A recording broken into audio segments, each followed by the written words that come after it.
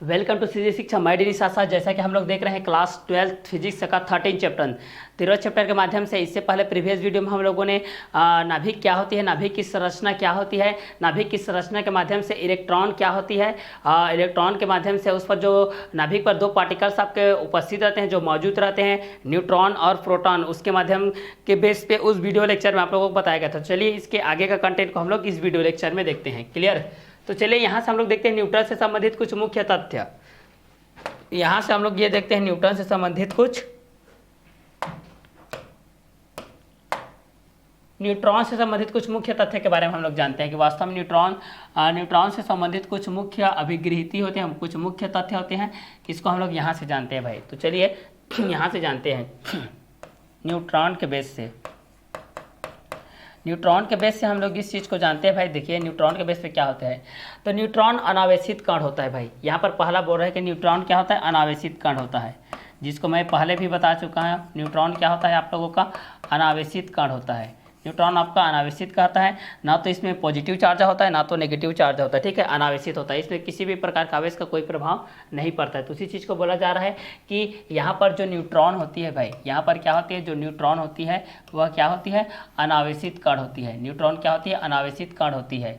दूसरा चीज़ हम लोग देखते हैं भाई, दूसरा चीज़ किस माध्यम से होती है, इसका द्रव्यमान प्रोटॉन के द्रव्यमान के, इसका जो द्रव्यमान होता है, न्यूट्रॉन का द्रव्यमान, न्यूट्रॉन का द्रव्यमान, न्यूट्रॉन का द्रव्यमान,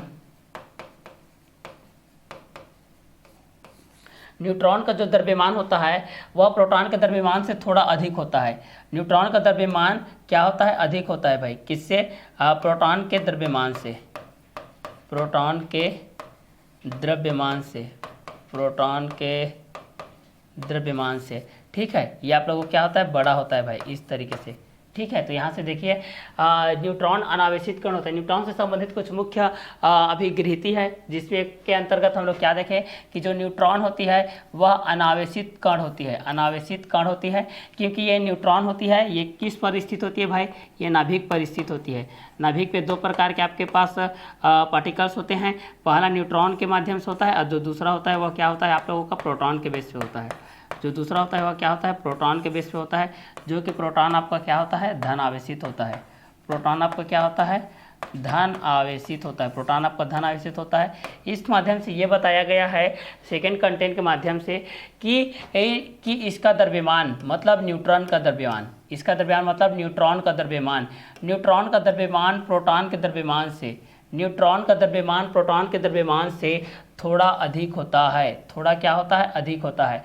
तो न्यूट्रॉन का द्रव्यमान प्रोटॉन के द्रव्यमान से क्या होता है, थोड़ा अधिक होता है। क्लियर? तो यहाँ पर इस चीज़ को हम लोग देख रहे हैं कि जो न्यूट्रॉन का द्रव्यमान होता है वह प्रोटॉन के द्रव्यमान से क्या होता है, थोड़ा अधिक होता है, जिसका मान लगभग 1.675, जिसका वैल्यू कितना होता है, 1.65। ठीक है, तो इसका जो वैल्यूज होता है, इसका मान देखिए, इसका मान हम लोग देखते हैं 1.675 इंटू 10⁻⁻27 होती है, -27 kg होती है, मतलब किलोग्राम के माध्यम से ये होती है। ठीक है, तो इसका द्रव्यमान प्रोटॉन के द्रव्यमान से थोड़ा अधिक होता है, जिसका मान लगभग 1.675 इंटू 10⁻⁻27 किलोग्राम के बेस पे होता है। क्लियर? तो सेकंड कंटेंट में हम लोग ये चीज़ को देखते हैं कि इसका द्रव्यमान प्रोटॉन के द्रव्यमान से क्या होता है, थोड़ा सा अधिक होता है भाई, थोड़ा सा क्या होता है, अधिक होता है। तो जिसका मान लगभग, ठीक है, तो जिसका मान लगभग 1.675 इंटू 10⁻⁻27 किलोग्राम होता है, जिसका मान क्या होता है, यहाँ से अगर इस चीज़ को हम लोग देखते हैं तो इसका मान क्या होता है, 1.675 इंटू 10⁻⁻27 किलोग्राम के बेस पे होता है। क्लियर? तो चलिए न्यूट्रॉन से संबंधित कुछ मुख्य तथ्य अभिगृहित होती है, उसके माध्यम से हम लोग ये चीज़ देख रहे हैं कि जो नाभिक होती है, नाभिक में दो तरीके के कण होते हैं। नाभिक में दो कण मौजूद होते हैं भाई। नाभिक में कितने कण मौजूद होते हैं, दो कण मौजूद होते हैं। और ये दो कण किस किस तरीके से होते हैं, पहला न्यूट्रॉन के माध्यम से होता है, दूसरा प्रोटॉन के माध्यम से होता है। पहला न्यूट्रॉन के माध्यम से होता है, दूसरा प्रोटॉन के माध्यम से होता है। अब ये न्यूट्रॉन में क्या होता है, अनावेशित कण होता है। न्यूट्रॉन आपका अनावेशित कण होता है। न्यूट्रॉन का जो द्रव्यमान होता है वह प्रोटॉन के द्रव्यमान से थोड़ा सा अधिक होता है, जबकि नाभिक का जो दूसरा कण होता है वह प्रोटॉन होता है, जो कि प्रोटॉन क्या होता है, धनावेशित होता है। और ये धनावेशित, इसका मान न्यूट्रॉन के द्रव्यमान के मान से क्या होता है, कम होता है। और जो आप लोगों का जो न्यूट्रॉन का द्रव्यमान है, वह प्रोटॉन के द्रव्यमान से क्या होती है, अधिक होती है। इसका वैल्यू 1.675 इंटू 10⁻⁻27 के बेस पे होती है। क्लियर। तो चलिए इस कंटेंट को हम लोग आगे बढ़ाते हुए ये चीज़ देखते हैं कि विद्युत रूप से उदासीन होने के कारण, थर्ड कंटेंट के बेस पे हम लोग इस चीज़ को देखते हैं। किसके बेस पे, थर्ड कंटेंट के बेस पे हम लोग इस चीज़ को देखते हैं, विद्युत रूप से उदासीन, विद्युत रूप से उदासीन, विद्युत रूप से उदासीन। तो इस चीज़ को देखते हैं, यहाँ से देखिए थर्ड में हम लोग ये चीज़ देखते हैं कि यह विद्युत रूप से उदासीन, विद्युत रूप से क्या होती है, उदासीन होती है। अब विद्युत रूप से उदासीन इसलिए होगा क्योंकि इसमें पॉजिटिव और नेगेटिव दोनों एक दूसरे से क्या हो जाते हैं, कैंसल हो जाते हैं। क्लियर। तो विद्युत रूप से उदासीन होने के कारण यह किसी परमाणु द्वारा, होने के कारण, यहाँ से देखिए होने के कारण यह किसी परमाणु द्वारा, यह किसी परमाणु द्वारा क्या होती है, आकर्षित, यह किसी परमाणु द्वारा आकर्षित या फिर प्रतिकर्षित नहीं होता है, आकर्षित या फिर प्रतिकर्षित नहीं होता है, आकर्षित या फिर प्रतिकर्षित नहीं होता है। तो विद्युत रूप से यह उदासीन होने के कारण यह किसी परमाणु द्वारा आकर्षित या प्रतिकर्षित नहीं होता है। अब जाहिर सी बात है कि यहाँ पर उदासीन है तो यह ना तो आकर्षित होगा और ना ही प्रतिकर्षित होगा, ना ही आकर्षित होगा, ना ही प्रतिकर्षित होगा भाई। ठीक है, ना ही ये आकर्षित होगा, ना ही क्या होगा, प्रतिकर्षित होगा, ना ही इसमें अट्रैक्शन होगा, ना ही इसमें अट्रैक्शन होगा, ना ही इसमें प्रतिकर्षण, ना ही रिपल होगा, ना ही इसमें रिपल होगा। ठीक है, ना ही अट्रैक्शन होगा, ना ही रिपल होगा। तो विद्युत रूप से उदासीन होने के कारण यह किसी परमाणु द्वारा आकर्षित या प्रतिकर्षित नहीं होता है, आकर्षित या प्रतिकर्षित नहीं होता है। देखिए आकर्षित या तो प्रतिकर्षित नहीं होता है। अतः यह किसी परमाणु की लक्ष्य पर, अतः जब हम लोग देखते हैं, अतः जब हम लोग देखते हैं तो यह किसी परमाणु के, यह किसी परमाणु के लक्ष्य को, यह किसी परमाणु के लक्ष्य को गहराई तक, किसी परमाणु के लक्ष्य को गहराई तक वेधित कर सकता है, गहराई तक क्या कर सकता है, वेधित कर सकता है। तो विद्युत रूप से उदासीन होने के कारण यह किसी परमाणु द्वारा आकर्षित या प्रतिकर्षित नहीं होता है। अतः यह किसी परमाणु के लक्ष्य को गहराई तक क्या कर सकता है, वेधित कर सकता है, जिसके कारण इसका उपयोग, जिसके कारण इस न्यूट्रॉन का उपयोग हम लोग भाई, ठीक है, जिसके कारण इसका उपयोग, मतलब किसका उपयोग, न्यूट्रॉन का उपयोग, जिसके कारण इसका उपयोग नाभिकीय विखंडन में किया जाता है। किस में किया जाता है, नाभिकीय विखंडन में किया जाता है। इसका उपयोग हम लोग किसके बेस पे करते हैं, नाभिकीय विखंडन के बेस पे करते हैं, नाभिकीय विखंडन, नाभिकीय विखंडन, इसका उपयोग हम लोग करते हैं भाई नाभिकीय विखंडन के बेस पे करते हैं। नाभिकीय विखंडन में इसका उपयोग किया जाता है। क्लियर। तो चलिए विद्युत रूप से उदासीन होने के कारण यह किसी परमाणु द्वारा आकर्षित नहीं होती है, ना ही प्रतिकर्षित होती है, क्योंकि उदासीन बिंदु है भाई, ना तो किसी के साथ अटैचमेंट होगा, ना ही किसी के साथ रिपल होगा। तो विद्युत रूप से उदासीन होने के कारण यह किसी परमाणु द्वारा आकर्षित नहीं होती है, ना ही प्रतिकर्षित होती है, बल्कि यह किसी परमाणु के लक्ष्य को गहराई तक वेधित कर सकता है, जिसके कारण इसका उपयोग नाभिकीय विखंडन में किया जाता है। किसका उपयोग नाभिकीय विखंडन में किया जाता है, तो न्यूट्रॉन का उपयोग नाभिकीय विखंडन में किया जाता है। चौथा कंटेंट के बेस पे हम लोग इस चीज को देखते हैं। तो चौथा के बेस पे यहाँ पर एक चीज दिया गया है, न्यूट्रॉन का चुंबकीय आघूर्ण, न्यूट्रॉन का चुंबकीय आघूर्ण। यहां से देखिए भाई, न्यूट्रॉन का चुंबकीय आघूर्ण, न्यूट्रॉन का चुंबकीय आघूर्ण, न्यूट्रॉन का चुंबकीय आघूर्ण। यहाँ पर देखते हैं न्यूट्रॉन का जो चुंबकीय आघूर्ण होता है वह 1.91 नाभिकीय मैग्नेटॉन होता है। ठीक है, मैग्नेटॉन होता है, नाभिकीय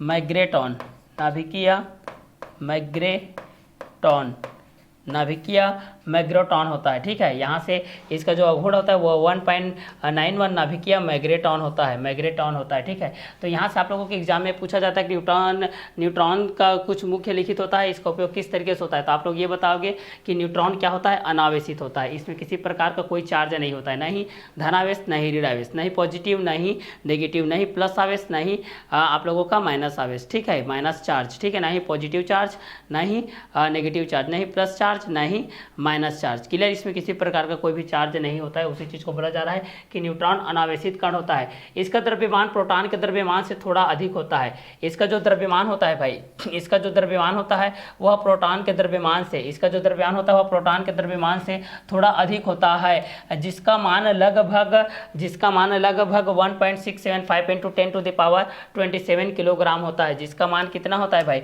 1.675 इंटू 10⁻27 किलोग्राम होता है। थर्ड चीज में हम लोग ये चीज को देखते हैं, विद्युत रूप से उदासीन होने के कारण यह, क्या विद्युत रूप से उदासीन होने के कारण यह किसी परमाणु द्वारा आकर्षित या प्रतिकर्षित नहीं होता है। यह विद्युत रूप से उदासीन होने के कारण यह किसी परमाणु द्वारा आकर्षित या प्रतिकर्षित नहीं होता है, बल्कि यह किसी परमाणु के लक्ष्य को गहराई तक, क्या करता है, विदित कर सकता है। लक्ष्य को क्या कर सकता है, विदित कर सकता है, जिसके कारण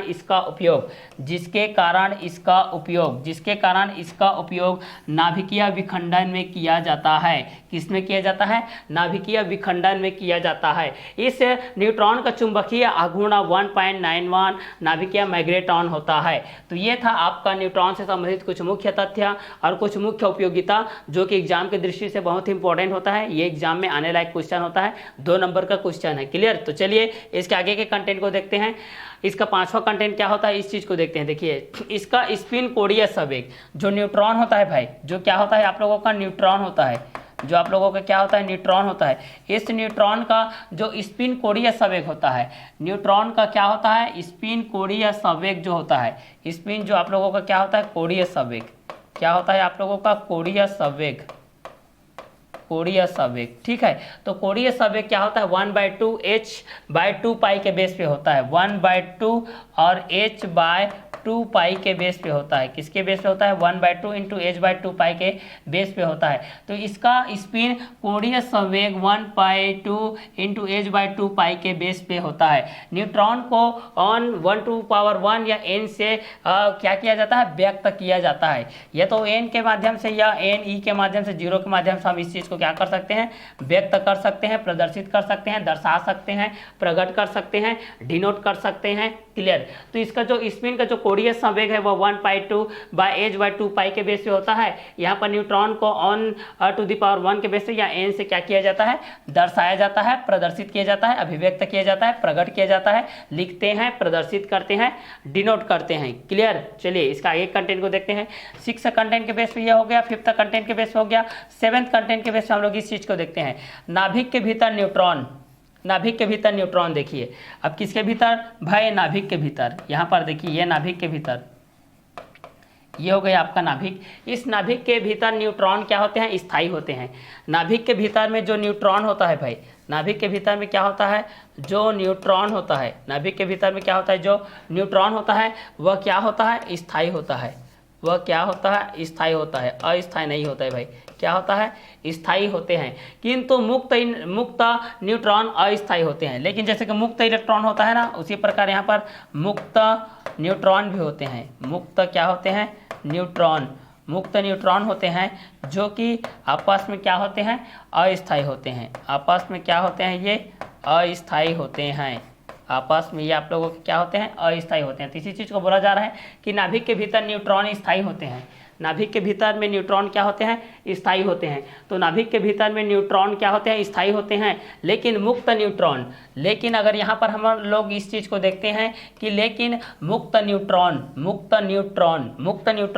अस्थायी होते हैं। मुक्त न्यूट्रॉन क्या होते हैं, अस्थायी होते हैं। तथा निम्न समीकरण के द्वारा क्षय जो होता है उसको वीडियो लेक्चर के माध्यम से आप लोगों को बताया जाएगा। ठीक है, तो नाभिक के भीतर का जो न्यूट्रॉन होता है वह क्या होता है, स्थायी होता है। किंतु मुक्त न्यूट्रॉन अस्थायी होते हैं तथा इसको समीकरण के बेस पे दर्शाया जाता है, जिसके कारण यहाँ पर कुछ क्षय होते हुए दिखाई देती है। अब अगला कंटेंट है हमारे पास 8वां नंबर पे, देखते हैं 8 नंबर पे क्या होती है, मुक्त न्यूट्रॉन की औसत आयु। मुक्त न्यूट्रॉन की औसत आयु, अगर यहाँ पर हम लोग देखते हैं मुक्त न्यूट्रॉन की क्या देखते हैं, औसत आयु को देखते हैं भाई। औसत आयु को देखते हैं, इसकी औसत आयु को देखते हैं। मुक्त न्यूट्रॉन की औसत आयु लगभग 16.6 मिनट, 16.6 मिनट, मतलब यह हो जाएगा 1000 सेकेंड लगभग होती है। ठीक है, 1000 सेकेंड के बेस पे होती है। तो मुक्त इलेक्ट्रॉनों की औसत औसत आयु लगभग 16.6 मिनट, लगभग 1000 सेकेंड के बेस पे होती है। ठीक है, यहाँ से हम लोग इस चीज़ को लिख सकते हैं, 1000 सेकेंड की दृष्टि से लिख सकते हैं 1000 सेकेंड, 1000 सेकेंड के बेस पे ये होती है। क्लियर। तो 5वें नंबर पे हम लोगों ने ये देखा कि इसका स्पिन कोणीय संवेग 1/2 h/2 पाई होता है और न्यूट्रॉन को ऑन टू द पावर 1 या n से क्या किया जाता है, दर्शाया जाता है। और 7वें नंबर पे हम लोग ये चीज़ को देख रहे हैं कि नाभिक के भीतर न्यूट्रॉन क्या होता है, स्थायी होते हैं, लेकिन मुक्त न्यूट्रॉन क्या होते हैं, अस्थायी होते हैं, तथा इनको हम लोग समीकरण के बेस पे, क्षय के बेस पे हम इस चीज़ को बताते हैं। मुक्त न्यूट्रॉन की औसत आयु लगभग 16.6 मिनट, मतलब लगभग 1000 सेकेंड होती है। नाभिकीय विखंडन के नियंत्रित श्रृंखला के लिए, नाभिकीय विखंडन के नियंत्रित श्रृंखला के लिए देखिए इस चीज को 9 नंबर के बेस पे अगर इस चीज को हम लोग यहाँ से देखते हैं भाई, 9 नंबर के बेस पे हम लोग इस चीज को देखते हैं यहाँ से, तो क्या हो जाएगा, नाभिकीय विखंडन में, यहाँ से देखिए नाभिकीय विखंडन में, नाभिकीय विखंडन की नियंत्रित श्रृंखला में, नियंत्रित श्रृंखला में, किसमें, नियंत्रित श्रृंखला में, नाभिकीय विखंडन की नियंत्रित श्रृंखला अभिक्रिया में, नियंत्रित श्रृंखला अभिक्रिया में। तो इस चीज को हम लोग यहाँ से देख सकते हैं कि जो नाभिकीय विखंडन होती है, क्या होती है, जो नाभिकीय विखंडन होती है, यहाँ से देखिए, यहाँ से इस चीज को हम लोग यहाँ से करते हैं नाभिकीय विखंडन के बेस से, इस चीज़ को हम लोग नाभिकीय विखंडन की दृष्टि से इस चीज़ को देखते हैं। ये आपका नाभिकीय हो गया, ये आपका विखंडन हो गया।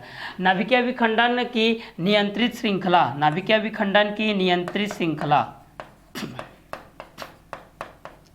नाभिकीय विखंडन की नियंत्रित श्रृंखला, नियंत्रित श्रृंखला, नियंत्रित श्रृंखला, नाभिकीय विखंडन की नियंत्रित श्रृंखला अभिक्रिया में तीव्रगामी, अभिक्रिया में तीव्रगामी, देखिए अभिक्रिया में तीव्रगामी, अभिक्रिया में क्या होती है आप लोगों की, तीव्रगामी होती है, तीव्रगामी, अभिक्रिया में क्या होती है, तीव्रगामी होती है, जो कि न्यूट्रॉनों को मंदक के रूप में, जो कि न्यूट्रॉनों को मंदक के रूप में, जो कि न्यूट्रॉनों को किसके रूप में, मंदक के रूप में। ठीक है, ये न्यूट्रॉन को मंद की सहायता से, न्यूट्रॉन मंदकों की सहायता से, यहाँ से इस चीज को हम लोग देखते हैं, न्यूट्रॉनों,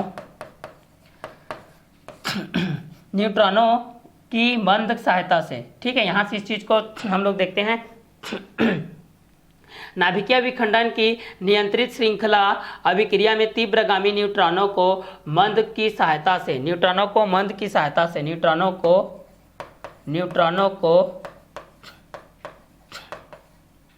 मंद की सहायता से, न्यूट्रॉनों को मंद की सहायता से, न्यूट्रॉनों को मंद की सहायता से क्या किया जाता है, मंदित किया जाता है भाई, मंदित किया जाता है।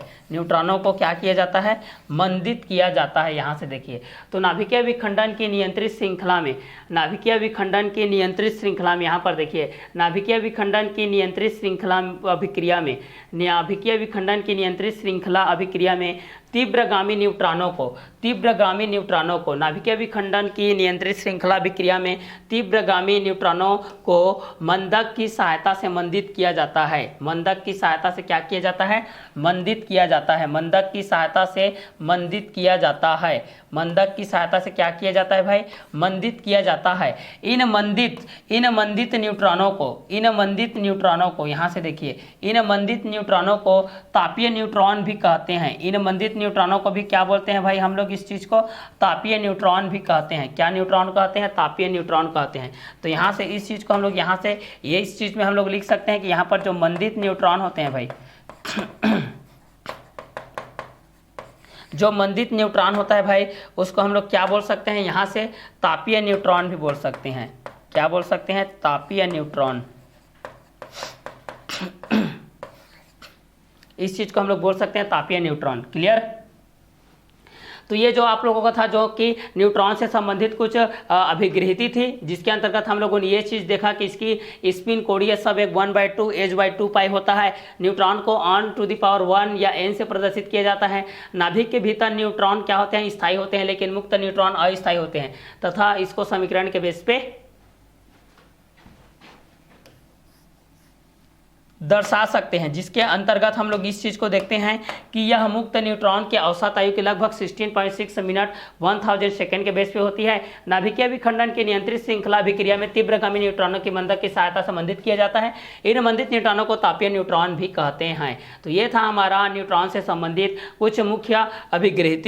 इसके बाद वाला कंटेंट देखते हैं भाई, न्यूक्लियॉन को देखते हैं। वास्तव में न्यूक्लियॉन किस तरीके से होता है, न्यूक्लियॉन किस तरीके से होता है भाई, इस चीज़ के बारे में हम लोग यहाँ से जानते हैं। चलिए अगला हमारा टॉपिक है वो है न्यूक्लियॉन। ठीक है, न्यूक्लियॉन के बारे में जानते हैं भाई। चलिए न्यूक्लियॉन के बारे में, न्यूक्लियॉन ये है हमारा न्यूक्लियॉन। न्यूक्लियॉन किस तरीके से होते हैं इसके बारे में हम लोग जानते हैं। क्लियर। नाभिक में प्रोटॉन एवं न्यूट्रॉन युग्म को, ठीक है, नाभिक में, किसमें, नाभिक में। क्लियर, किसमें भाई, तो यहाँ से हम लोग बोल सकते हैं नाभिक में भाई, किसमें, तो नाभिक में। क्लियर, यहाँ से इस चीज़ को हम लोग यहाँ से बोल सकते हैं। ठीक है, तो चलिए इस चीज़ को बोल देते हैं। ये हो जाएगा आप लोगों का नाभिक, ये क्या हो जाएगा, नाभिक हो जाएगा। अब नाभिक के बेस पे हमारे पास दो पार्टिकल्स होते हैं भाई। नाभिक में क्या होते हैं, दो पार्टिकल्स आपके पास होते हैं। दो पार्टिकल्स के बेस पे होते हैं इस चीज़ में, दो पार्टिकल्स के बेस पे होते हैं। अब ये दो पार्टिकल्स किस किस तरीके से होते हैं इस चीज़ को यहाँ से हम लोग देखते हैं। पहला आप लोगों के इस तरीके से होता है इलेक्ट्रॉन के इस तरह प्रोटॉन, और ये आप लोगों के किस तरीके से होता है, आप लोगों का ये नाभिक हो गया, और ये हो गया आप लोगों का दो कार्ड होते हैं। ये आप लोगों का न्यूट्रॉन के बेस पे हो गया, यहाँ से न्यूट्रॉन के बेस पे हो गया, और ये आपके प्रोटॉन के बेस पे हो गया। ठीक है, ये आप लोगों के धन आवेश होता है, ये आप लोगों के ऋण आवेश होता है। क्लियर। तो नाभिक में प्रोटॉन एवं न्यूट्रॉन युग्म को न्यूक्लियॉन कहते हैं। तो इन दोनों को हम लोग क्या बोलते हैं, न्यूक्लियॉन बोलते हैं। तो इसी चीज़ को बोला जा रहा है न्यूक्लियॉन के बेस पे। ठीक है, किसके बेस पे, न्यूक्लियॉन के बेस पे। न्यूक्लियॉन के बेस पे हमारे पास इसी चीज़ को बोला जा रहा है। देखिए न्यूक्लियॉन के बेस पे नाभिक में प्रोटॉन एवं नाभिक में प्रोटॉन, देखिए यहाँ पर नाभिक में प्रोटॉन एवं न्यूट्रॉन युग्म को, न्यूक्लियॉन के बेस पे हम लोग इस चीज़ को देखते हैं। नाभिक में प्रोटॉन एवं न्यूट्रॉन युग्म को न्यूक्लियॉन कहते हैं। क्या बोलते हैं, न्यूक्लियॉन कहते हैं। इस चीज़ को हम लोग क्या बोलते हैं, न्यूक्लियॉन कहते हैं। क्लियर। तो नाभिक में प्रोटॉन एवं न्यूट्रॉन युग्म को न्यूक्लियॉन कहते हैं। नाभिक प्रोटॉन तथा न्यूट्रॉन से मिलकर के बना होता है, नाभिक प्रोटॉन तथा न्यूट्रॉन से मिलकर के बना होता है। अब जाहिर सी बात है भाई, यहाँ से हम लोग इसको किए हैं, तो यहाँ से आप लोगों के पास क्या हो जाएगा, ये नाभिक आप लोगों को न्यूट्रॉन और किससे मिलकर के बना है, प्रोटॉन से मिलकर के बना है। ये नाभिक आपके पास न्यूट्रॉन से मिलकर बना है, और किससे मिलकर के बना है, प्रोटॉन से मिलकर के बना है। तो यहाँ पर न्यूक्लियॉन के बेस पे आप लोगों को बोला जा रहा है कि न्यूक्लियॉन किस चीज़ को कहा जाता है, तो नाभिक में प्रोटॉन एवं न्यूट्रॉन युग्म को न्यूक्लियॉन कहते हैं। नाभिक में प्रोटॉन एवं न्यूट्रॉन युग्म को न्यूक्लियॉन कहते हैं। नाभिक प्रोटॉन तथा न्यूट्रॉन से मिलकर के बना होता है। जो आपका नाभिक होता है भाई, क्या होता है आप लोगों का नाभिक, आप लोगों का क्या होता है, यहाँ से नाभिक, आप लोगों का क्या होता है, यहाँ से नाभिक जो होता है वह प्रोटॉन, नाभिक जो होता है वह प्रोटॉन तथा न्यूट्रॉन से, नाभिक जो होता है वह प्रोटॉन तथा न्यूट्रॉन से मिल करके क्या होता है, बना होता है। न्यूट्रॉन से क्या होता है, मिल करके क्या किया होता है, बना होता है। तो न्यूक्लियॉन के बेस पे हम लोग इस चीज़ को देखते हैं कि नाभिक में यह प्रोटॉन एवं न्यूट्रॉन युग्म को न्यूक्लियॉन कहते हैं। नाभिक में प्रोटॉन एवं न्यूट्रॉन युग्म को न्यूक्लियॉन कहते हैं, चूंकि नाभिक के प्रोटॉन तथा न्यूट्रॉन से मिलकर के बना होता है। प्रोटॉन धन आवेशित कण होता है। हमारे पास जो प्रोटॉन भाई साहब है वह क्या होता है, धन आवेशित होता है। जो हमारे पास प्रोटॉन है, यहाँ से देखिए भाई, यहाँ से हमारे पास क्या है, प्रोटॉन है, यहाँ से ये प्रोटॉन होता है। ये वास्तव में क्या होता है भाई, प्रोटॉन क्या होता है, यहाँ से हम लोग जानते हैं ये होता है आप लोगों का धन आवेशित। प्रोटॉन क्या होता है, धन आवेशित होता है। ठीक है। और जबकि अगर न्यूट्रॉन की बात करते हैं हम लोग, न्यूट्रॉन की बात करते हैं, ये क्या होता है, अनावेशित होता है। इसमें किसी प्रकार का कोई चार्ज नहीं होता है, इसमें किसी प्रकार का कोई भी चार्ज नहीं होता है। जबकि प्रोटॉन पर धन आवेशित चार्ज होता है। उसी चीज़ को बोला जा रहा है कि न्यूक्लियॉन के बेस में कि नाभिक में प्रोटॉन एवं न्यूट्रॉन युग्म को न्यूक्लियॉन कहते हैं। नाभिक में प्रोटॉन एवं न्यूट्रॉन युग्म को न्यूक्लियॉन कहते हैं। नाभिक प्रोटॉन तथा न्यूट्रॉन से मिलकर के बना होता है। मतलब जो नाभिक होता है भाई वो दो पार्टिकल से मिलकर के बना होता है, प्रोटॉन से और न्यूट्रॉन से। प्रोटॉन आप लोगों का धन आवेशित होता है, पॉजिटिव चार्ज, और न्यूट्रॉन आप लोगों का न्यूट्रल होता है, मतलब अनावेशित चार्ज होता है। इसमें किसी प्रकार का कोई आवेश नहीं होता है। प्रोटॉन धनावेशित कण होता है, जबकि न्यूट्रॉन क्या होता है, विद्युत उदासीन कण होता है, मतलब किसी प्रकार का नहीं होता है। ठीक है। तो यहाँ से न्यूट्रॉन को हम लोग ये बोल सकते हैं कि विद्युत उदासीन भी बोल सकते हैं। यहाँ से क्या बोल सकते हैं, विद्युत उदासीन, विद्युत उदासीन, विद्युत उदासीन बोल सकते हैं। विद्युत उदासीन कण होता है। जो न्यूट्रॉन होता है भाई क्या होता है आपके पास, जो जबकि न्यूट्रॉन जो आपके पास होता है, न्यूट्रॉन क्या होता है, विद्युत उदासीन होता है। न्यूट्रॉन आपका क्या होता है, विद्युत उदासीन कण होता है, जो कि इलेक्ट्रॉन नाभिक परितः विभिन्न कक्षाओं में, जो कि इलेक्ट्रॉन, यहाँ से देखिए, जो कि इलेक्ट्रॉन नाभिक, जो कि इलेक्ट्रॉन नाभिक के परितः, जो कि इलेक्ट्रॉन नाभिक के परितः विभिन्न कक्षाओं में, जो कि इलेक्ट्रॉन नाभिक के परितः विभिन्न कक्षाओं में क्या करते हैं, परिक्रमण करते हैं। विभिन्न कक्षाओं में क्या करते हैं भाई, तो यहाँ से ये विभिन्न कक्षाओं में क्या करते हैं, परिक्रमण करते हैं। विभिन्न कक्षाओं में क्या करते हैं, परिक्रमण करते हैं। तो न्यूक्लियन की दृष्टि से जब इस चीज़ को हम लोग देखते हैं तो नाभिक में प्रोटॉन एवं न्यूट्रॉन युग्म, यहाँ से देखिए, नाभिक में प्रोटॉन एवं न्यूट्रॉन युग्म को न्यूक्लियन कहते हैं। नाभिक प्रोटॉन तथा न्यूट्रॉन से मिलकर के बना होता है। नाभिक क्या होता है, नाभिक में प्रोटॉन एवं न्यूट्रॉन युग्म को न्यूक्लियन कहते हैं। जो आप लोगों का न्यूक्लियन होता है वह नाभिक में प्रोटॉन एवं न्यूट्रॉन युग्म को न्यूक्लियन कहते हैं। नाभिक प्रोटॉन तथा न्यूट्रॉन से मिलकर के बना होता है। तो यहाँ से हम इस चीज़ को देखते हैं भाई न्यूक्लियन की दृष्टि से कि नाभिक में प्रोटॉन एवं न्यूट्रॉन युग्म को न्यूक्लियन कहते हैं। नाभिक प्रोटॉन तथा न्यूट्रॉन मिलकर के बना होता है। प्रोटॉन धनावेशित कण होता है, जबकि न्यूट्रॉन क्या होता है, विद्युत उदासीन कण होता है। जबकि न्यूट्रॉन क्या होता है, विद्युत उदासीन कण होता है। इलेक्ट्रॉन नाभिक परितः विभिन्न कक्षाओं में परिक्रमण करते रहते हैं। इलेक्ट्रॉन नाभिकों के परितः विभिन्न कक्षाओं में क्या करते रहते हैं, परिक्रमण करते रहते हैं। तो न्यूक्लियन की दृष्टि से जब हम लोग इस चीज को देखते हैं कि नाभिक में प्रोटॉन एवं न्यूट्रॉन युग्म को न्यूक्लियन कहते हैं। नाभिक प्रोटॉन तथा न्यूट्रॉन से मिलकर के बना होता है। प्रोटॉन धनावेशित कण होता है, जबकि न्यूट्रॉन विद्युत उदासीन कण होता है। इलेक्ट्रॉन नाभिक के परितः विभिन्न कक्षाओं में क्या करते रहता है, परिक्रमण करते रहता है। क्लियर। तो यहां से आप लोगों का जो इलेक्ट्रॉन है वह इस तरीके से रहता है भाई।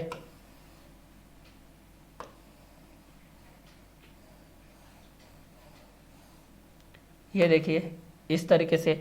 अब यहां पर ये इलेक्ट्रॉन क्या करता है, इस तरीके से चक्कर लगा रहा है भाई। ये देखिए यहाँ से ये चक्कर लगाया, यहाँ से ये चक्कर लगाया, यहाँ से ये चक्कर लगाया, यहाँ से ये चक्कर लगाया। ये आप लोगों का नाभिक, यहाँ पर दो पार्टिकल्स इस तरीके से आ गए, जिसको आप लोग भली भांति जानते हो, न्यूट्रॉन। ये आप लोगों का अनावेशित होता है, जिसको आप लोग विद्युत उदासीन बोलते हो। ये क्या होता है आप लोगों का, अनावेशित विद्युत उदासीन। और ये होता है आप लोगों का प्रोटॉन, प्रोटॉन होता है। ये क्या होता है आप लोगों का, पॉजिटिव चार्ज, धनावेशित, धनावेशित ये पॉजिटिव, ये आप लोगों का नेगेटिव। क्लियर। ये क्या है, इलेक्ट्रॉन है। ये इलेक्ट्रॉन है जो कि क्या होता है, ऋणावेशित होता है। ये ऋणावेशित होता है। क्लियर। तो चलिए इस बीच में हम लोग न्यूक्लियन की दृष्टि से इस चीज़ को देख रहे थे कि नाभिक में प्रोटॉन एवं न्यूट्रॉन युग्म को न्यूक्लियन कहते हैं। नाभिक प्रोटॉन तथा न्यूट्रॉन से मिलकर बना होता है। प्रोटॉन धनावेशित कण होता है, जबकि न्यूट्रॉन विद्युत उदासीन कण होता है। इलेक्ट्रॉन इलेक्ट्रॉन नाभिक परितः के विभिन्न कक्षाओं में क्या करते रहते हैं, परिक्रमण करते रहते हैं। आगे देखते हैं, चूंकि इलेक्ट्रॉन का द्रव्यमान, यहाँ पर जो इलेक्ट्रॉन का द्रव्यमान है भाई, यहाँ से इस चीज़ को देखते हैं।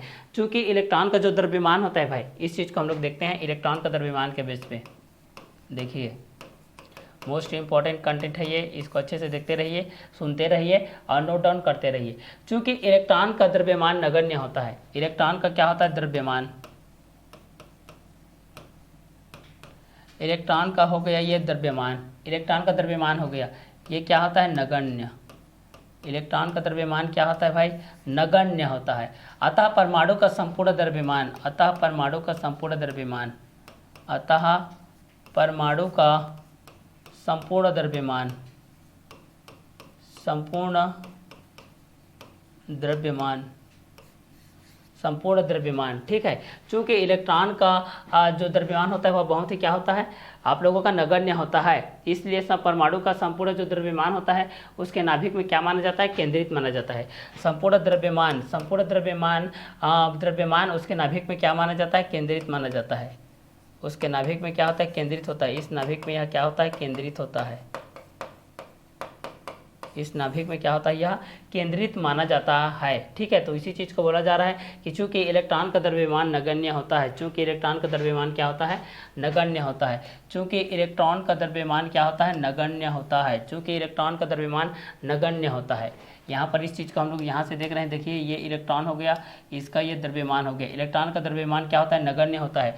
अतः परमाणु का संपूर्ण द्रव्यमान, अतः परमाणु का संपूर्ण द्रव्यमान, अतः परमाणु का संपूर्ण द्रव्यमान, यहाँ से लिख लेते हैं, देखिए, अतः जो परमाणु का संपूर्ण द्रव्यमान रहेगा, परमाणु का संपूर्ण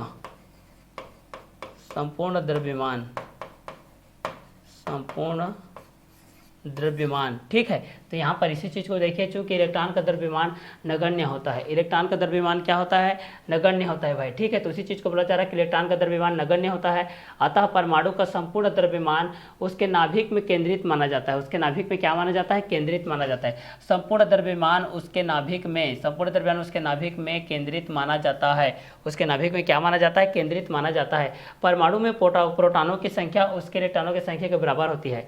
परमाणु जो होती है भाई हमारे पास क्या होती है, जो परमाणु होती है, और परमाणु में स्थित आपका प्रोटॉन होती है, परमाणु में स्थित प्रोटॉन, परमाणु में स्थित प्रोटॉन, परमाणु में स्थित प्रोटॉनों की संख्या, परमाणु में स्थित प्रोटॉनों की संख्या, प्रोटॉनों की संख्या बराबर क्या होती है, इलेक्ट्रॉनों की संख्या होती है भाई, बराबर क्या होती है, इलेक्ट्रॉनों की संख्या, इलेक्ट्रॉनों की संख्या, इलेक्ट्रॉनों की संख्या, प्रोटॉनों की संख्या बटे में क्या हो जाएगा, इलेक्ट्रॉनों की संख्या हो जाएगा। क्लियर। तो चूंकि इलेक्ट्रॉन का द्रव्यमान नगण्य होता है, चूंकि इलेक्ट्रॉन का द्रव्यमान क्या होता है, नगण्य होता है, अतः परमाणु का संपूर्ण द्रव्यमान उसके नाभिक में केंद्रित माना जाता है। अतः परमाणु का संपूर्ण द्रव्यमान उसके नाभिक में क्या माना जाता है, केंद्रित माना जाता है। चूंकि इलेक्ट्रॉन का द्रव्यमान नगण्य होता है, चूंकि इलेक्ट्रॉन का द्रव्यमान नगण्य होता है, अतः परमाणु का संपूर्ण द्रव्यमान, अतः परमाणु का संपूर्ण द्रव्यमान उसके नाभिक में केंद्रित माना जाता है। उसके नाभिक में क्या माना जाता है भाई, केंद्रित माना जाता है। परमाणु में प्रोटॉनों की संख्या, परमाणु में प्रोटॉनों की संख्या, यहाँ से देखिए, परमाणु में प्रोटॉनों की संख्या। क्लियर। अब यहाँ से हम लोग इस चीज़ से आ जाते हैं कि परमाणु में जो रहती है भाई, क्या रहती है भाई, परमाणु, यहाँ से देखिए, परमाणु जो रहती है उसमें प्रोटॉनों की जो संख्या रहती है, प्रोटॉनों की क्या रहती है, संख्या रहती है। परमाणु रहती है जो इसमें आप लोगों के प्रोटॉनों की क्या होती है, संख्या होती है, प्रोटॉनों की क्या होती है, संख्या होती है, उसके इलेक्ट्रॉन की संख्या के बराबर होती है। प्रोटॉनों की संख्या उसके इलेक्ट्रॉन की संख्या के बराबर होती है। इसको हम लोग डेफिनेशन के बेस पे भी पढ़ चुके हैं, इलेक्ट्रॉनों की संख्या की क्या होती है, बराबर होती है। इसी चीज़ को बोला गया है कि परमाणु में जो प्रोटॉनों की संख्या होती है बराबर क्या होती है, इलेक्ट्रॉनों की संख्या होती है, बराबर होती है आप लोगों की इलेक्ट्रॉनों की संख्या।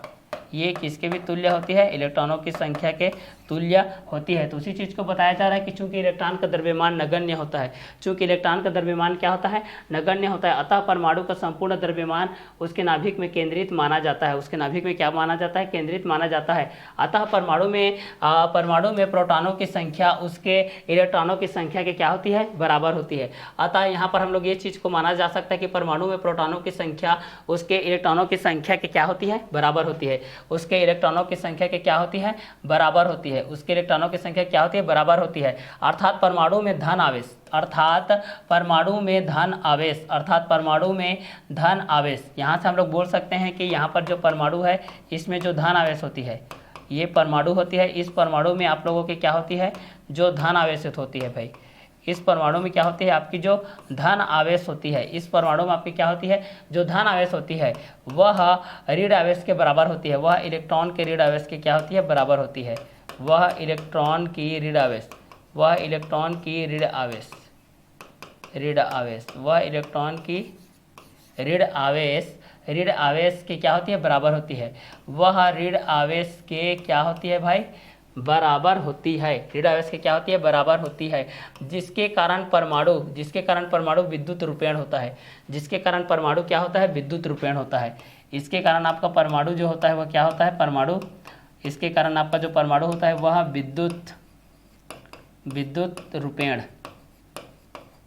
इसके कारण जो परमाणु होता है वह विद्युत रूपेण होता है, विद्युत रूपेण स्थायित्व होता है। ठीक है, विद्युत रूपेण क्या होता है, स्थायित्व होता है। तो चूंकि इलेक्ट्रॉन का द्रव्यमान नगण्य होता है भाई, चूंकि इलेक्ट्रॉन का द्रव्यमान क्या होता है, नगण्य होता है, चूंकि इलेक्ट्रॉन का द्रव्यमान नगण्य होता है, अतः परमाणु का संपूर्ण द्रव्यमान उसके नाभिक में केंद्रित माना जाता है। परमाणु में प्रोटॉनों की संख्या उसके इलेक्ट्रॉनों की संख्या के बराबर होती है। परमाणु में प्रोटॉनों की संख्या उसके इलेक्ट्रॉनों की संख्या की क्या होती है, बराबर होती है। परमाणु में प्रोटॉनों की संख्या उसके इलेक्ट्रॉनों की संख्या के बराबर होती है, अर्थात परमाणु में धन आवेश उससे ऋण आवेश के बराबर होती है। परमाणु में धन आवेश उससे ऋण आवेश की क्या होती है, बराबर होती है, जिसके कारण परमाणु विद्युत रूपेण उदासीन होता है। जिसके कारण परमाणु, यहाँ से देखिए, जिसके कारण परमाणु विद्युत रूपेण क्या होता है, उदासीन होता है। जिसके कारण परमाणु क्या होता है, विद्युत रूपेण क्या होता है, उदासीन होता है। यहाँ पर परमाणु क्या होता है, विद्युत रूपेण उदासीन होता है। विद्युत रूपेण क्या होता है भाई, उदासीन होता है। विद्युत रूपेण क्या होता है, उदासीन। यहाँ पर ये होता है आप लोगों के पास विद्युत रूपेण क्या होता है, उदासीन होता है। ठीक है, तो चूंकि इलेक्ट्रॉन का द्रव्यमान नगण्य होता है, अतः परमाणु का संपूर्ण द्रव्यमान उसके नाभिक में केंद्रित माना जाता है। परमाणु में प्रोटॉनों की संख्या उसके इलेक्ट्रॉन की संख्या के क्या होती है, बराबर होती है। तो चूंकि इलेक्ट्रॉन का द्रव्यमान नगण्य होता है, क्या होता है, नगण्य होता है, अतः परमाणु का संपूर्ण द्रव्यमान उसके नाभिक में केंद्रित माना जाता है तथा परमाणु में प्रोटॉनों की संख्या उसके इलेक्ट्रॉनों की संख्या के बराबर होती है। अर्थात परमाणु में धन आवेश की संख्या उससे उपस्थित ऋण आवेश की संख्या के बराबर होती है तथा जिसके कारण परमाणु विद्युत रूपेण उदासीन होता है क्या होता है, उदासीन होता है। तो इसको हम लोग इलेक्ट्रॉन के द्रव्यमान के बेस में देखते हैं, जिसमें उसका जो द्रव्यमान होता है वह नगण्य होता है, जिसमें परमाणु का संपूर्ण द्रव्यमान उसके नाभिक में केंद्रित माना जाता है, जिसके कारण परमाणु में प्रोटॉनों की संख्या उसके इलेक्ट्रॉनों की संख्या की क्या होती है, बराबर होती है। अर्थात परमाणु में धन आवेश उससे ऋण आवेश की संख्या की क्या होती है, बराबर होती है, जिसके कारण परमाणु विद्युत रूपेण क्या होता है, उदासीन होता है। तो इसके अंतर्गत हम लोग अब आगे का कंटेंट को देखते हैं। तो आगे का कंटेंट है एटॉमिक नंबर है। अब हम लोग परमाणु क्रमांक के बारे में जानते हैं भाई। परमाणु क्रमांक क्या होता है, इसके बारे में हम लोग यहाँ से जानते हैं। परमाणु क्रमांक क्या होता है, एटॉमिक नंबर क्या होता है, इसके बारे में हम लोग जानते हैं। चलिए, तो यहाँ से हमारा स्टार्ट होता है एटॉमिक नंबर। यहाँ से स्टार्ट होता है भाई हमारा एटॉमिक नंबर। एटॉमिक नंबर के बारे में हम लोग यहाँ से जानते हैं परमाणु क्रमांक के बारे में। ठीक है, एटॉमिक नंबर मतलब क्या होता है आप लोगों के बारे में, परमाणु क्रमांक। ठीक है, परमाणु क्रमांक, तो हम लोग जानते हैं परमाणु क्रमांक के बारे में भाई। परमाणु क्रमांक क्या होती है इसके बारे में हम लोग यहाँ से भली भांति किस तरीके से होती है इस चीज़ के बारे में हम लोग जानते हैं। तो चलिए, परमाणु क्रमांक, एटॉमिक नंबर क्या होते हैं इसके बारे में हम लोग जानते हैं भाई। परमाणु क्रमांक के बारे में, किसी तत्व के परमाणु क्रमांक, यहाँ से देखिए, किसी तत्व के परमाणु क्रमांक, यहाँ से देखिए, कोई भी तत्व है भाई, कोई भी एनी एलिमेंट्स, ठीक है, कोई भी तत्व, कुछ भी तत्व या कोई भी तत्व, ठीक है, इसे जेड से नाभिक के उपस्थित प्रोटॉनों की संख्या कुछ तत्वों का परमाणु क्रमांक कहते हैं। नाभिक में उपस्थित प्रोटॉनों की संख्या, नाभिक में उपस्थित प्रोटॉनों की संख्या,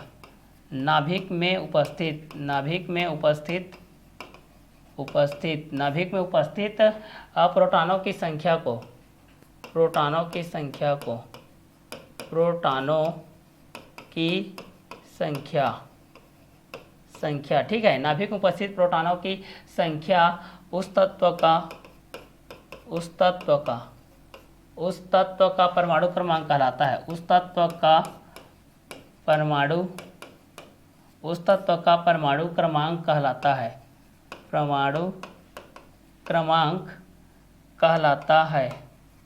परमाणु क्रमांक क्या कहलाता है। ठीक है, तो चलिए इस चीज़ को हम लोग यहाँ से देखते हैं। परमाणु क्रमांक कहलाता है के बेस पे इस चीज़ को हम लोग यहाँ से देखते हैं। तो परमाणु क्रमांक के बेस पे हम लोग इस चीज़ को देख रहे हैं, किसी तत्व के परमाणु क्रमांक कहते हैं, इसे जेड से व्यक्त किया जाता है। इसे किससे व्यक्त किया जाता है, जेड से हम लोग इस चीज़ को प्रदर्शित करते हैं।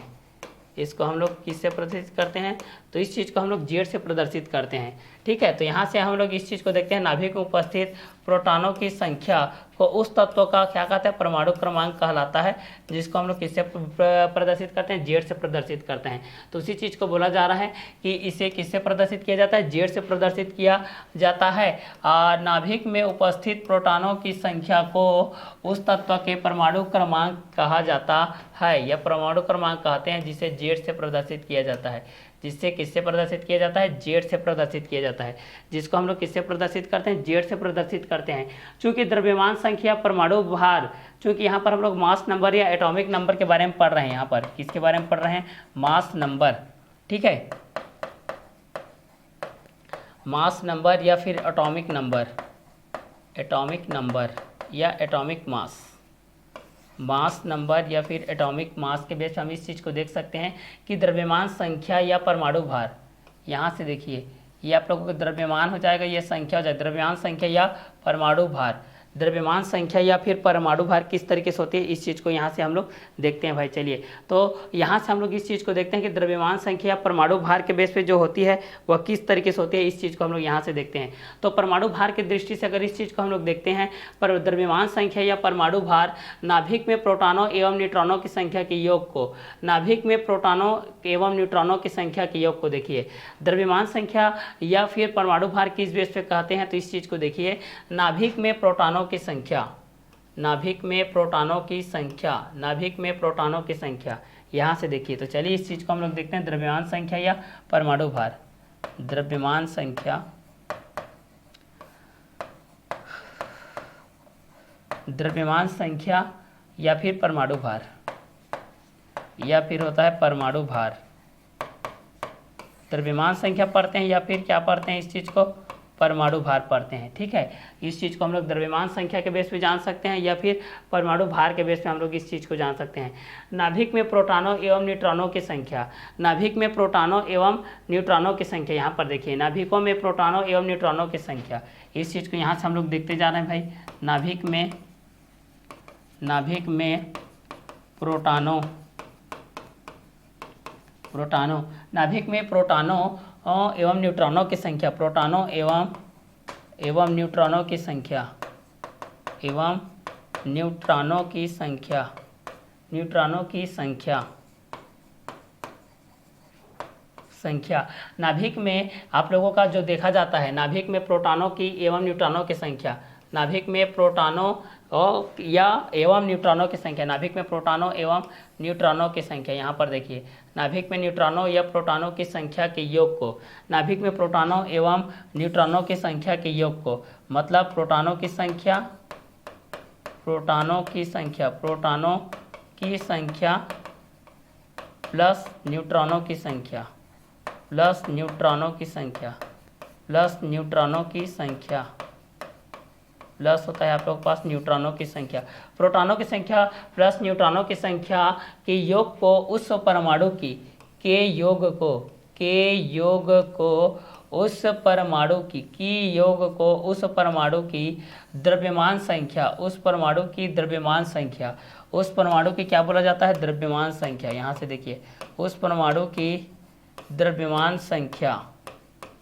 उस परमाणु की द्रव्यमान संख्या या परमाणु भार कहते हैं। द्रव्यमान संख्या या फिर क्या बोलते हैं, परमाणु भार बोलते हैं, या फिर परमाणु भार कहते हैं, परमाणु भार कहते हैं। क्लियर। तो आप लोगों के एग्जाम में आता है कि द्रव्यमान संख्या या परमाणु भार किसको बोला जाता है, तो आप लोग द्रव्यमान संख्या या परमाणु भार के बेस पे इस चीज़ को बोल सकते हैं कि नाभिक में प्रोटॉनों एवं न्यूट्रॉनों की संख्या के योग को, नाभिक में प्रोटॉनों एवं न्यूट्रॉनों की संख्या के योग को उस परमाणु की द्रव्यमान संख्या या परमाणु भार कहते हैं। इसको द्रव्यमान संख्या के नाम से भी जानते हैं या फिर परमाणु भार के नाम से भी जानते हैं। ठीक है, एटॉमिक मास के बेस पे देखते हैं, इस कारण इसको हम लोग ए से व्यक्त करते हैं भाई, इस कारण इसको हम लोग किससे व्यक्त करते हैं, ए से व्यक्त करते हैं। चलिए, तो द्रव्यमान संख्या परमाणु भार के बेस पे हम लोगों ने ये देखा कि नाभिक में प्रोटॉनों एवं न्यूट्रॉनों की संख्या के योग को उस परमाणु की द्रव्यमान संख्या या परमाणु भार कहते हैं। इसे ए से क्या किया जाता है, व्यक्त किया जाता है, दर्शाया जाता है। तो यहाँ से आप लोगों को दो चीज़ समझ में आ गया होगा कि परमाणु क्रमांक क्या होती है, एटॉमिक नंबर क्या होती है और एटॉमिक मास क्या होती है। ये दोनों चीज़ आप लोगों को बहुत अच्छे तरीके से समझ में आया होगा। चलिए, इसके आगे का देखते हैं भाई, नाभिक के गुण। नाभिक में क्या क्या गुण होता है, प्रॉपर्टीज ऑफ न्यूक्लियस, नाभिक में कौन कौन से गुण होते हैं, इसके बारे में हम लोग यहाँ पर आप एनालिसिस करते हैं। तो चलिए प्रॉपर्टीज ऑफ न्यूक्लियस की तरफ आगे बढ़ते हैं भाई।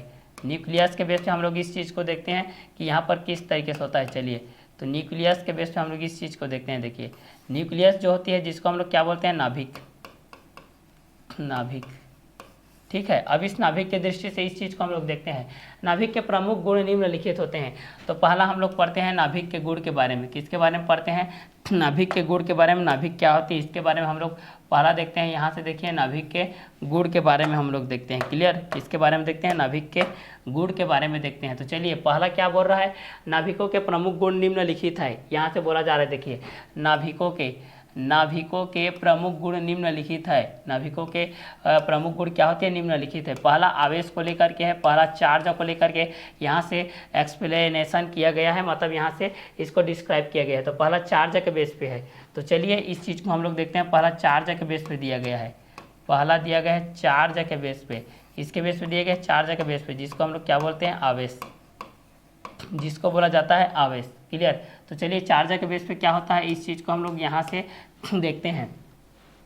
नाभिक धन आवेशित होता है तथा इसका आवेश प्रोटॉन के आवेश के पूर्ण गुणज होता है। ठीक है, नाभिक धन आवेशित होता है।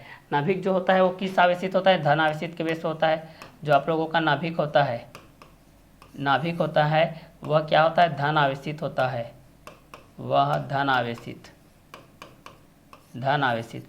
जो नाभिक होता है वह क्या होता है? धन आवेशित होता है। तो नाभिक धन आवेशित होता है तथा इसका आवेश प्रोटॉन के आवेश के पूर्ण गुणज होता है। क्लियर? तो चलिए इस चीज़ को हम लोग यहाँ से बता रहे हैं भाई। आवेश की दृष्टि से अगर इस चीज़ को हम लोग देखते हैं तो नाभिक क्या होता है? धन आवेशित होता है। नाभिक क्या होता है? धन आवेशित होता है।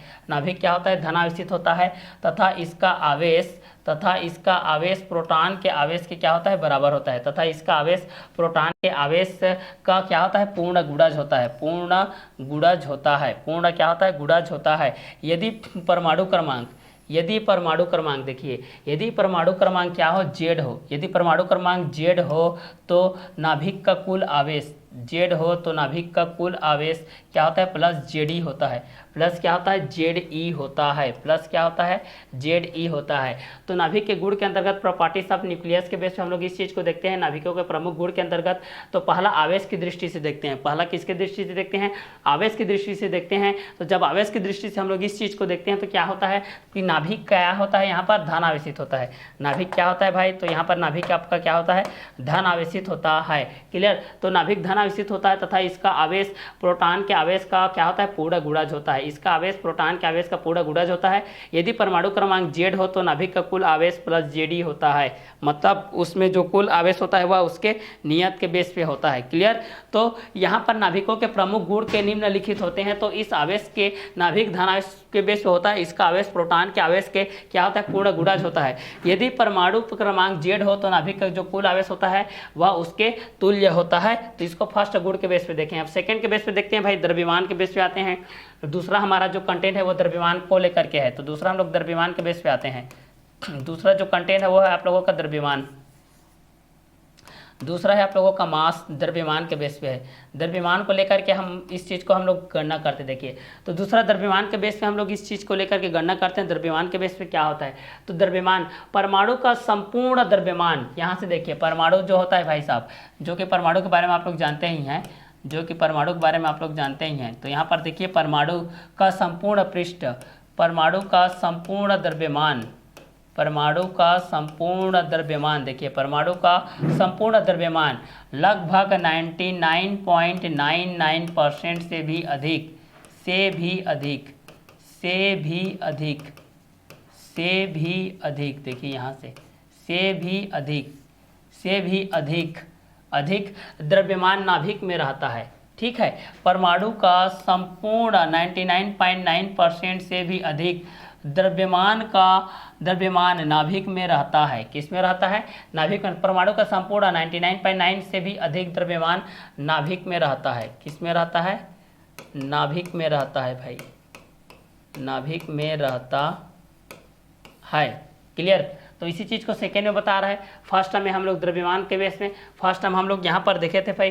फर्स्ट टर्म में देखिए किसके बेस पे देखे थे? आवेश के बेस पे देखे थे। दूसरा में हम लोग द्रव्यमान के बेस पे देख रहे हैं। पहला हम लोग किस बेस पे देखे थे? आवेश के बेस पे दिखे थे। अब दूसरा को हम लोग देख रहे हैं द्रव्यमान के बेस पे। द्रव्यमान मतलब क्या होता है भाई? मास के बेस पे देखते हैं। द्रव्यमान मतलब क्या होता है? मास के बेस पे इस चीज़ को देखते हैं। द्रव्यमान मतलब क्या होता है? मास होता है। तो इस बेस पे हम लोग इसके आगे कंटेंट को देखते हैं कि ये किस तरीके से होता है। क्लियर? तो चलिए, परमाणु का संपूर्ण 99.9% से भी अधिक द्रव्यमान नाभिक में रहता है। यदि परमाणु की द्रव्यमान संख्या, यदि परमाणु की द्रव्यमान संख्या, यहाँ से देखिए, यहाँ से देखिए, यदि परमाणु की द्रव्यमान संख्या, यदि परमाणु की द्रव्यमान संख्या, देखिए इस चीज़ को यहाँ से हम लोग लिखते हैं भाई। यदि परमाणु की द्रव्यमान संख्या, यदि परमाणु की द्रव्यमान संख्या, यदि परमाणु की द्रव्यमान संख्या, द्रव्यमान संख्या द्रव्यमान संख्या, ठीक है। परमाणु की द्रव्यमान संख्या या फिर परमाणु भार, या फिर परमाणु भार, या फिर होता है परमाणु भार ए हो तो, यदि परमाणु की द्रव्यमान संख्या या परमाणु भार या फिर परमाणु भार क्या हो, ए हो तो नाभिक का द्रव्यमान, ए हो तो नाभिक का द्रव्यमान, तो यहाँ से हम लोग एक चीज़ बोल सकते हैं, नाभिक का द्रव्यमान, नाभिक का द्रव्यमान, नाभिक का द्रव्यमान, इस चीज़ को हम लोग बोल सकते हैं।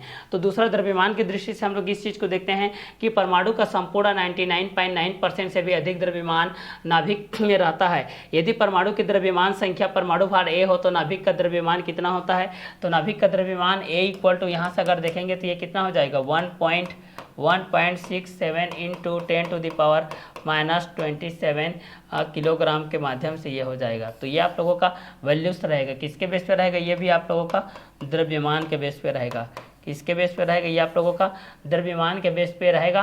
क्लियर। तो चलिए द्रव्यमान के बेस पे हम लोग इस चीज़ को देख रहे हैं कि परमाणु का संपूर्ण 99.9% से भी अधिक, परमाणु का जो संपूर्ण 99 से भी 9, ठीक है, 99.9 से भी अधिक द्रव्यमान नाभिक में रहता है। यदि परमाणु की द्रव्यमान संख्या परमाणु भार ए हो तो नाभिक का द्रव्यमान ए इक्वल टू कितना हो जाएगा 1.67 इंटू 10⁻⁻27 किलोग्राम होता है। तो ये आप लोगों का सेकेंड हो गया। पहला हम लोग आवेश की दृष्टि से देखे थे, पहला हम लोग आवेश की दृष्टि से देखे थे, अभी सेकेंड हम लोग किसके दृष्टि से देखे, द्रव्यमान की दृष्टि से देखे। अब आगे देखते हैं हम लोग नाभिक का घनत्व की दृष्टि से। तीसरा में हम लोग देखते हैं नाभिक का घनत्व किस तरीके से होता है, फिर चौथा में न्यूक्लियनों की संख्या किस तरीके से होती है, इसके बारे में हम लोग जानते हैं। तो चलिए पहला नाभिक का घनत्व के बारे में जानते हैं। थर्ड पॉइंट को लिखिए भाई, नोट डाउन करते चलिए। साफ, स्वच्छ, सुलेख, सुव्यवस्थित, सुसज्जित, सुंदर, सुस्पष्ट, line to line, proper line, उचित जगह पर उचित चिन्हों का प्रयोग करते हुए लिखिए भाई, ठीक है। तो चलिए आगे देखते हैं नाभिक का घनत्व। नाभिक का घनत्व किस तरीके से होती है, density of nucleus, density of nucleus, इस चीज़ को हम लोग यहाँ से देखते हैं भाई, ठीक है, डेंसिटी ऑफ न्यूक्लियस के बेस पे इस चीज़ को हम लोग यहाँ से देखते हैं। क्लियर। तो चलिए पहला नाभिक का घनत्व के बेस पे इस चीज़ को देखते हैं। पहला जो होता है वह नाभिक के घनत्व के बेस पे होता है भाई। पहला किसके बेस पे होता है, नाभिक के घनत्व के बेस पे होता है, जिसका मान आप लोगों के पास होता है भाई। जिसका मान क्या होता है आप लोगों के पास इस तरीके के माध्यम से दिया गया, जिसका मान ये होता है 2.3 इंटू 10⁻17 के बेस पे होता है, जिसमें परमाणु का द्रव्यमान भी होता है, जिसमें परमाणु का क्या होता है, द्रव्यमान भी होता है, जिसमें परमाणु का आप लोगों का द्रव्यमान भी है यहाँ से, ठीक है, परमाणु का द्रव्यमान भी है, जिसका हम लोग को ए तथा त्रिज्या आर के बेस पे हम इस चीज़ को दर्शाते हैं, जिसको त्रिज्या आर और ए के बेस पे हम लोग क्या करते हैं, इस चीज़ को हम लोग भाई दर्शाते हैं। क्लियर। तो चलिए ये चीज़ आप लोगों के दोनों के बेस पे होता है भाई। तो इस चीज़ को नाभिक के घनत्व के बेस पे हम लोग इस चीज़ को यहाँ से देखते हैं। क्लियर। तो चलिए उसी चीज़ को हम लोग यहाँ से देखते हैं, नाभिक का घनत्व के बेस पे हम लोग देखते हैं। किसके बेस पे देखते हैं, तो नाभिक का घनत्व के बेस पे देखते हैं। ये आप लोगों के न्यूक्लियस है का डेंसिटी के बेस पे देखते हैं, नाभिक का घनत्व के बेस पे देखते हैं। तो नाभिक का जो घनत्व होता है भाई, नाभिक का जो आप लोगों का क्या होता है घनत्व, नाभिक का घनत्व, ये नाभिक का घनत्व है। नाभिक का घनत्व में P का मान 2.3, इसमें जो P का मान है भाई, P का जो मान है वह क्या हो जाएगा 2.3 इंटू 10⁻17, 10⁻17, P का मान 2.3 इंटू 10⁻17 के बेस हो जाएगा। तो नाभिक का घनत्व हो जाएगा, नाभिक का घनत्व P का मान, नाभिक का घनत्व और P का मान 2.3 इंटू 10⁻17 के बेस पे ये होता है। क्लियर। तो नाभिक का घनत्व के बेस पे हम लोग इस चीज़ को देखते हैं कि नाभिक का घनत्व P का मान 2.3 इंटू 10⁻17 की ग्राम प्रति मीटर होती है। ग्राम प्रति क्या होती है, मीटर होती है। ये होती है ग्राम प्रति क्या होती है, मीटर होती है। माना परमाणु की द्रव्यमान संख्या, माना कि परमाणु की द्रव्यमान संख्या, माना कि परमाणु की द्रव्यमान संख्या, माना कि परमाणु की द्रव्यमान संख्या क्या होती है, ए होती है। माना कि परमाणु की द्रव्यमान संख्या क्या होती है, ए होती है, तथा त्रिज्या आर व आयतन भी हो, त्रिज्या आयतन आर और भी हो। तो पी का मान ये 2 इसके बेस हो जाएगा, किलोग्राम मीटर होगा। माना परमाणु की द्रव्यमान, अब यहाँ से परमाणु की जो द्रव्यमान है भाई, यहाँ से अब इस चीज़ को देखते हैं, परमाणु की जो द्रव्यमान है, परमाणु की जो द्रव्यमान है उसमें जो द्रव्यमान संख्या है उसमें क्या होती है, जो द्रव्यमान संख्या है उसमें जो आप लोगों की क्या होती है, द्रव्यमान संख्या है। क्या है, द्रव्यमान संख्या ए के बेस पे है तथा त्रिज्या आर के बेस पे है, तथा त्रिज्या क्या है आप लोगों के पास, त्रिज्या आर के बेस पे है, और जिसका हम लोग जिक्र करेंगे आयतन के बेस पे, जिसका जिक्र करेंगे आयतन के बेस पे, तो वहाँ से हम लोगों को वॉल्यूम प्राप्त हो जाएगा, वॉल्यूम की दृष्टि से। क्लियर, ये आप लोगों के वॉल्यूम के अकॉर्डिंग रहेगा। ठीक है, तो नाभिकीय विखंडन में आप लोग नाभिक का घनत्व के बेस पे हम लोग इस चीज़ को देख रहे हैं। नाभिक का घनत्व क्या होता है, नाभिक का घनत्व पी का मान, नाभिक का घनत्व क्या होता है, पी का मान, नाभिक का घनत्व क्या होता है, पी का मान 2.3 × 10⁻17 किलोग्राम प्रति मीटर होती है। मानव परमाणु की द्रव्यमान संख्या ए तथा त्रिज्या आर व आयतन भी है। तब हम लोग इस चीज़ के लिए देखते हैं कि नाभिकों का घनत्व किस तरीके से होता है, एक दूसरे से किस प्रकार के होते हैं, इस चीज़ को देखें। अब इसका चौथा कंटेंट को देखते हैं भाई। तीसरा कंटेंट के बेस पे तो हम लोगों ने इस चीज़ को देख लिया। अब यहाँ से देखते हैं हम लोग चौथा कंटेंट के बारे में। चौथा कंटेंट किस तरीके से होता है इसके बारे में हम लोग देखते हैं। चलिए, तो न्यूक्लियनों की संख्या के बेस पे है चौथा हमारा जो कंटेंट है वह क्या होता है, न्यूक्लियनों की संख्या, न्यूक्लियनों की संख्या, न्यूक्लियनों की संख्या के बेस पे हम लोग इस चीज़ को देखते हैं भाई। चलिए, किसके बेस पे देखते हैं, न्यूक्लियनों की संख्या के बेस पे हम लोग इस चीज़ को देखते हैं। न्यूक्लियनों की संख्या के बेस पे हम लोग इस चीज़ को देखते हैं, नंबर ऑफ न्यूक्लियॉन्स के बेस पे हम लोग देखते हैं। तो चलिए यहाँ से हम लोग देखते हैं न्यूक्लियनों की संख्या, न्यूक्लियनों की संख्या के बेस पे हम लोग इस चीज़ को देखते हैं। सभी नाभिकों में प्रति न्यूक्लियनों, सभी नाभिकों में प्रति न्यूक्लियनों की संख्या, सभी नाभिकों में, यहाँ से देखिए, सभी नाभिकों में अगर हम लोग इस चीज़ को देखते हैं तो सभी नाभिकों के माध्यम से इस चीज़ को देखते हैं तो सभी नाभिकों में प्रति न्यूक्लियनों की संख्या, प्रति न्यूक्लियनों की संख्या, प्रति न्यूक्लियनों की संख्या, प्रति न्यूक्लियनों की संख्या, प्रति न्यूक्लियनों की संख्या, मतलब जिसको हम लोग क्या बोलते हैं, नाभिकीय कण बोलते हैं, जिसको हम लोग क्या बोलते हैं भाई, नाभिकीय कण या नाभिकीय कणों बोलते हैं, नाभिकीय कणों लिखते हैं। ठीक है, नाभिकीय कणों की संख्या, नाभिकीय कणों की संख्या। ठीक है, तो न्यूक्लियनों की संख्या सभी नाभिकों में प्रति न्यूक्लियनों या नाभिकीय कणों की संख्या, न्यूक्लियनों या नाभिकीय कणों की संख्या, नाभिकीय कणों की संख्या लगभग क्या होती है, समान होती है। लगभग क्या होती है, समान होती है, लगभग समान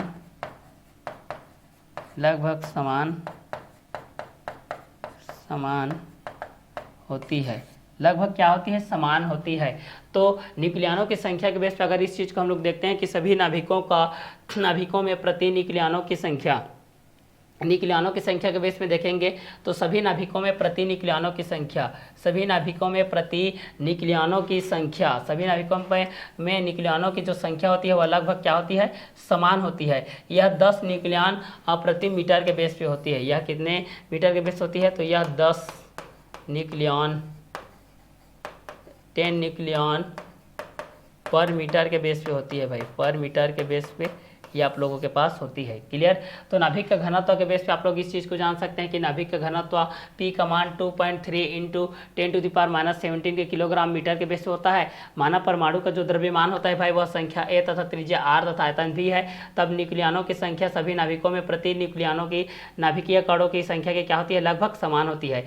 यह 10 न्यूक्लियन प्रति मीटर के बेस पे होती है। क्लियर, आगे देखते हैं चुंबकीय आघूर्ण और नाभिक का आकार, दो चीज़ यहाँ पर देखते हैं भाई। तो पहला 5वें नंबर पे देखते हैं, ये आप लोगों के 6वें नंबर पे है। ठीक है, तो 5वें नंबर पे देखते हैं चुंबकीय आघूर्ण के बारे में। ठीक है, 5वें नंबर पे हम लोग देखते हैं मैग्नेटिक मोमेंट के बारे में। ठीक है, तो चलिए मैग्नेटिक मोमेंट के बारे में हम लोग जानते हैं। मैग्नेटिक मोमेंट के बारे में जानते हैं। चुंबकीय आघूर्ण, चुंबकीय, ये हो जाएगा आपका चुंबकीय और ये हो जाएगा आघूर्ण, चुंबकीय आघूर्ण। ठीक है, तो मैग्नेटिक मोमेंट के बारे में हम लोग इस चीज़ को जानते हैं। चुंबकीय आघूर्ण के बारे में, प्रत्येक नाभिक का एक निश्चित चुंबकीय आघूर्ण होता है। प्रत्येक नाभिक का एक निश्चित चुंबकीय आघूर्ण होता है। प्रत्येक नाभिक का एक निश्चित चुंबकीय आघूर्ण होता है। ठीक है, तो चुंबकीय आघूर्ण के बेस पे हम लोग इस चीज़ को देखते हैं कि प्रत्येक नाभिक के बेस में, ठीक है, तो प्रत्येक नाभिक के बेस में क्या होता है, एक निश्चित चुंबकीय आघूर्ण होता है। एक निश्चित चुंबकीय आघूर्ण, एक निश्चित चुंबकीय आघूर्ण, ठीक है, एक निश्चित चुंबकीय क्या होती है, आघूर्ण होती है। ये लगभग 10 से 3 बोर मैग्नेट्रॉन होती है। ये लगभग अनुमानित की दृष्टि से देखेंगे तो लगभग 10 to 3 के बेस पे है बोर मैग्नेट्रॉन होती है। बोर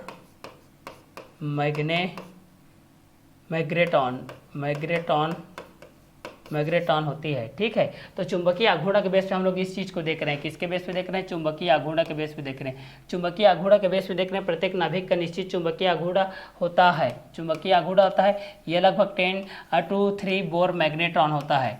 ठीक है, ये इतना क्या होता है, मैग्नेट्रॉन होता है। तो चुंबकीय आघूर्ण के बेस पे हम लोग इस चीज़ को देख रहे हैं कि प्रत्येक नाभिक का निश्चित चुंबकीय आघूर्ण होता है और ये लगभग 10 to 3 बोर मैग्नेट्रॉन के बेस पे होता है। अगला है हमारा नाभिक का आकार, अगला है नाभिक का आकार भाई। ठीक है, तो चलिए इस चीज़ को हम लोग यहाँ से जानते हैं, नाभिक का आकार।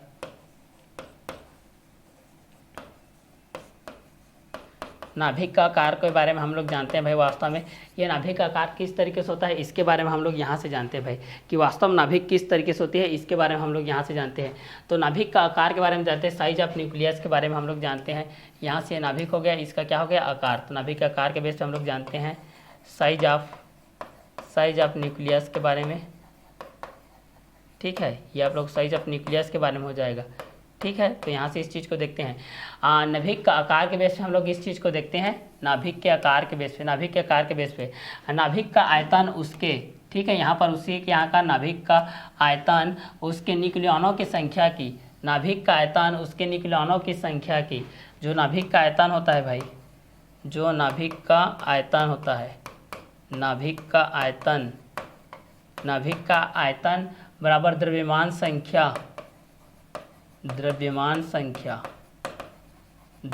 संख्या पर क्या करता है, निर्भर करता है। क्लियर। तो उसी चीज़ को यहाँ पर बोला जा रहा है कि नाभिक का आकार, नाभिकीय आयतन उसके तुलना में, नाभिक का आकार, नाभिक का आयतन और उसके न्यूक्लियनों की संख्या, अर्थात द्रव्यमान संख्या ए पर निर्भर करता है। अर्थात आयतन क्या होती है, द्रव्यमान संख्या होती है। द्रव्यमान संख्या होती है।